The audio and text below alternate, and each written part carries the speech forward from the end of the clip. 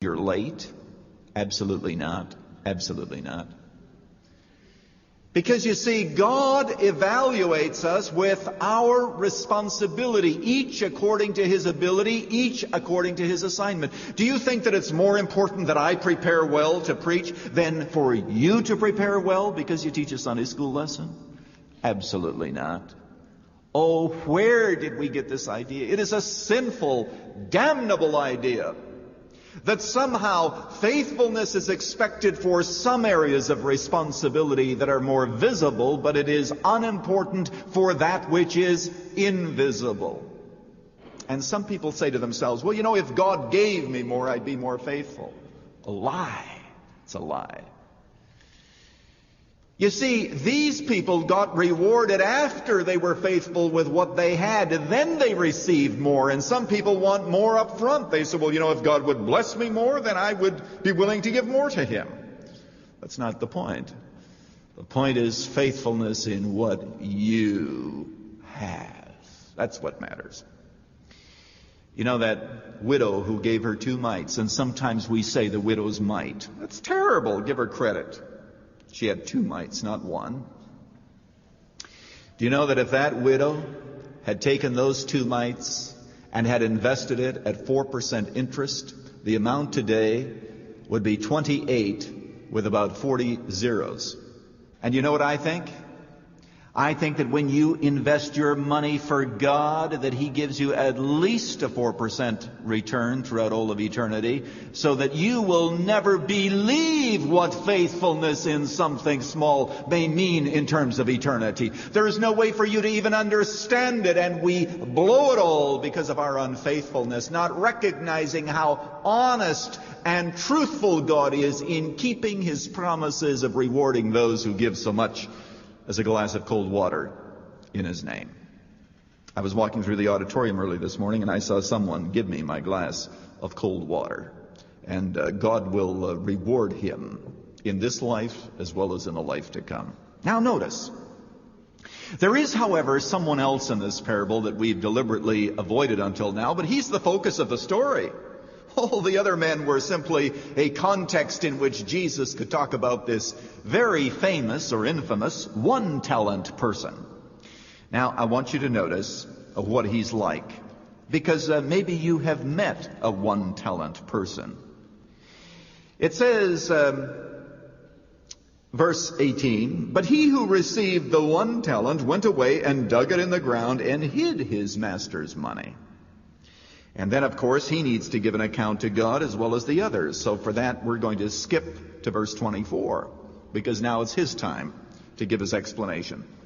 And the one who had received the 1 talent came and said, Master, I knew you to be a hard man, reaping where you did not sow and gathering where you did not scatter any seed. And I was afraid. And I went away and I hid your talent in the ground. See, it's here. It's here. Here's your talent. But the master answered and said to him, You wicked, lazy slave, you know that I reap where I did not sow and gather where I scattered no seed. Then you ought to have put my money in the bank, and on my arrival I would have received my money back with interest. That's bad enough, but listen to this. Therefore take away the talent from him and give it to the one who has 10 talents. For to every one who has shall more be given, and he shall have in abundance. But from the one who does not have, even what he does have shall be taken away. And cast out the worthless slave into the outer darkness. In that place there shall be weeping and gnashing of teeth. Ouch. Ouch. Who is this worthless slave? I'll tell you, he's somebody who is mighty wrong. And he was wrong about a number of different things. First of all, he was wrong about himself. He was wrong about himself. He had a sense of inferiority.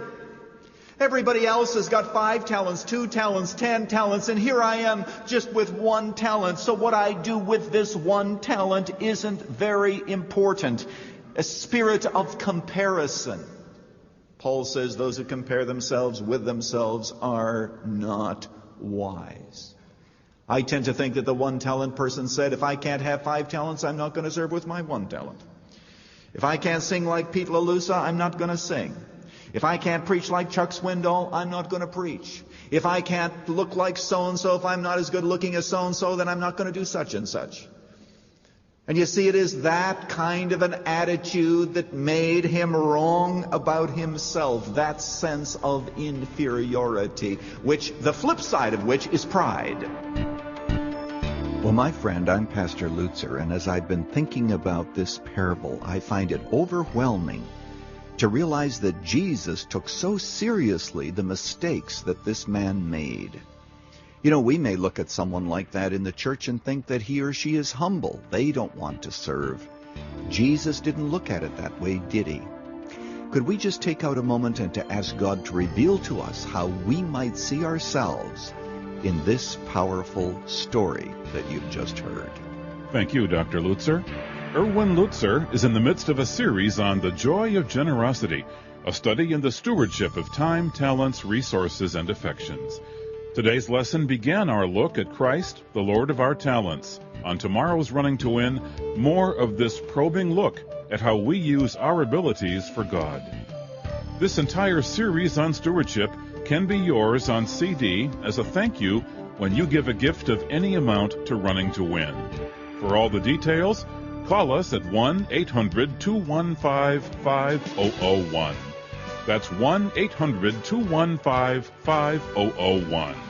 On the internet, go to offerrtw.com. That's offerrtw, all one word, .com. Or write to Running to Win at Box 11174, Chicago, Illinois, 60611. This is Dave McAllister. Make it a point to join us for tomorrow's Running to Win.